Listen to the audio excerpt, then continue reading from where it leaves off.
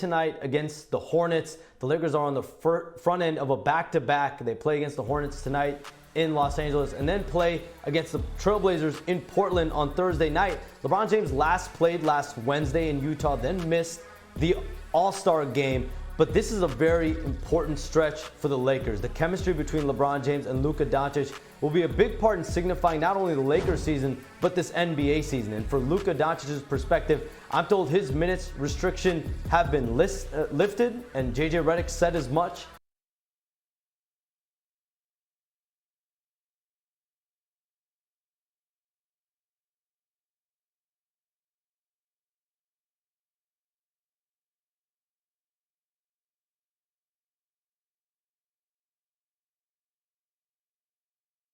The other day, and this is a big moment for him, finally going full blow with the Lakers.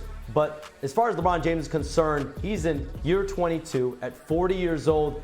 He's been an indestructible force throughout his NBA career, but clearly this is a foot ankle issue that the Lakers will continue to monitor tonight and in the coming days and weeks. Keep in mind, Luka did not exceed 24 minutes in either of his first two games with the Lakers, but now the minutes restriction is lifted, according to Shams. We will see how that plays out tonight. He has the very latest on the Lakers heading into tonight's game. Now, following tonight's game, the Lakers will head to Portland for a meeting with the Trailblazers tomorrow before facing the Red Hot Nuggets in Denver on Saturday night on ABC. And next Tuesday, Luka and the Lakers, they'll welcome the Mavericks for Doncic's first meeting against his former team. LA is favored in 5 of its remaining 6 games this month, according to ESPN Analytics. For much more, Tony and Mike, tonight's PTI bonus segment. All right, Wilbon, what are your expectations for Luka, LeBron, and the Lakers for the rest of this season? Tony, this is a complex question, and it's sort of thrilling to consider the possibilities to me. I'm going to start with the standings because the Lakers start this last stretch, the bell lap, in 5th place in the West behind OKC, Memphis, Denver, and Houston. I don't see the Lakers catching any of them. I know Houston sort of hit a wall. I expect them to turn it around. So they got to hold off behind them. The Clippers, Minnesota, a finalist last year, conference finalist. Dallas, a finalist last year. Sacramento and Golden State. Tony, I think they're going to be thrilling to watch. But when you look at Utah outscore the Lakers in the paint 54-36 the other night, it provided a blueprint. And there are teams in the West I just named that have better interior scoring and size than Utah. So the Lakers are going to struggle, but it's going to be so much fun to watch. They'll make the playoffs, but can they finish in the top 6? So let me be clear about this. I have no expectations whatsoever. I have none. But I want to watch every single game. Hear, hear. I believe every game they play should be nationally televised somewhere. And the word thrilling is a great word, and the word breathtaking is a great word. I'm trying to think just off the top of my head, when have we seen two players now like this together? I think you could say West and Baylor. I think you could say Shaq and Kobe. I think you could say Kareem and Magic, right? I think you could say those teams of truly, truly great players. It's not about winning to me when I want to consume Laker games. That something is going to happen in these games that you're not going to see anywhere else. That's how good LeBron and Luka are, and that's how pass-oriented LeBron and Luka are. So we're going to see things where you go, wow, and it's going to be worth it. It's going to be worth the price of admission to see. If they don't win, they don't win. It's okay. I mean, I want to see it for the color and the pageantry. I don't much care about the winning, honestly. Tony, at some point I'm going to care about the winning because that's what the great players you named, and by the way, let's not forget Durant and Curry, brief as it might have been. They have better teams. The great players, though, the great players, they win. They do. And if you got 2 guys on a team together, you expect to see more. I know they have this limitation right now. We got to wait till next year. Need a big man. I agree with you on all of that. Need it. But you know what, Tony? Yeah. If they wind up, you see face-to-face with a Memphis and an OKC, nobody mentions Memphis. Do I think the Lakers can beat Memphis now? No, I don't. And that's part of the glamour of it. As great as these 2 players are, can they beat an ensemble? Worth watching. No. It's worth watching. But I want to see them. Yeah. I want to see them. That's it. We're done. Back to you. Tony, Mike, thank you. More on LeBron ahead on SportsCenter. Why this is a critical time for the King to get back into the lineup with Luka if the Lakers want to build momentum for a deep playoff run.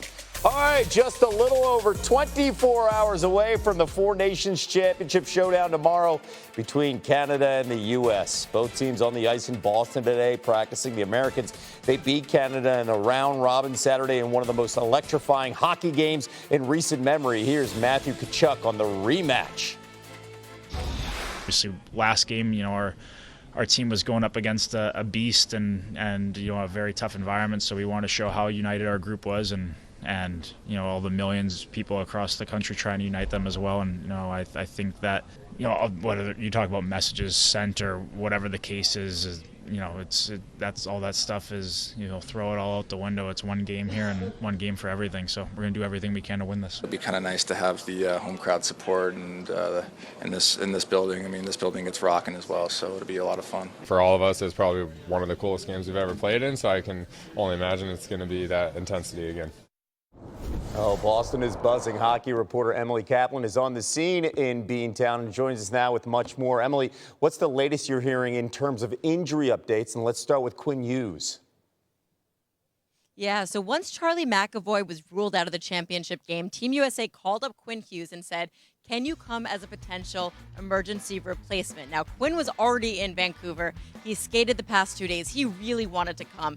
He wants to be a part of this team to join his brother Jack, but I just spoke to his agent and he told me that the Canucks doctor did not clear him yet. Remember, Quinn has not played since January 31st, so he's not going to be here, but there is some question marks about this championship game. Brady Tkachuk was not at practice today. Mike Sullivan, the coach, said that he's under the weather. There has been a flu bug going around this tournament. Now, Sullivan did anticipate Brady Tkachuk was going to play tomorrow, but just to be sure, Team USA, I have been told, has invited Brett Pesce and Tage Thompson to come to Boston. Now, I've confirmed that both are planning on traveling. They will not be able to participate in morning skate if all of the skaters are out there, but if the USA goes below the threshold of those skaters, either of those players could be inserted into what is we are expecting to be an insanely intense championship game. So always drama with this tournament. It's always something. We will see how the next 24 hours play out. We'll keep an eye on Brady Tkachuk's health with the puck drop set for tomorrow night, 8 Eastern. Emily, in terms of talking to players this week, what does this game mean for USA hockey? Oh, man, it means everything. Team USA has been obsessed with the movie Miracle. When you walk by their locker room, they're playing Dream On by Aerosmith. I've heard a lot of the guys quote the movie, too, specifically Herb Brooks' famous speech where he goes, "Our time is now." And Matthew Tkachuk told me this morning that really spoke to him because this is their opportunity to prove that USA hockey is on the map and not only has equaled Canada in terms of production of hockey players, but perhaps has surpassed it. I talked to Brad Marchand this morning, too, who told me the Team USA is the most talented team he has ever faced in his entire career. He said in terms of depth, skill, and physicality. And when I look at this team, the captain, Austin Matthews, he's from Arizona with a mom from Mexico. The Tkachuks are from St. Louis. There's guys from Pittsburgh. They represent teams in Florida and Las Vegas. Hockey has grown so much in this country, and this game, they feel like is a celebration of that. And Matthew Tkachuk hopes that with a win in this game, with momentum to next year's Olympics, they can inspire the next generation of hockey players, just like Miracle inspired them. That's an excellent point, especially with the growth of the sport over the last 3 decades with expansion. SportsCenter will be at TD Garden for this one tomorrow night live. We absolutely cannot wait. Emily, thank you so much.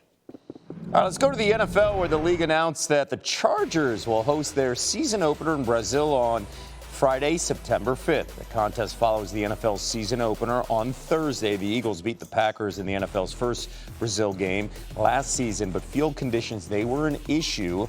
In addition to Brazil, the NFL has confirmed the following international games for 2025. The Jets, the Browns, the Jaguars will each play a game in London. The Colts will play in Berlin. The Dolphins will play in Madrid. And the first ever regular season game in Dublin will feature the Pittsburgh Steelers. Another story in the league that will have big implications with everybody. The league telling teams today that the salary cap will be between $277 and $281 million, an increase of at least $22 million from last year, a jump of at least $53 million.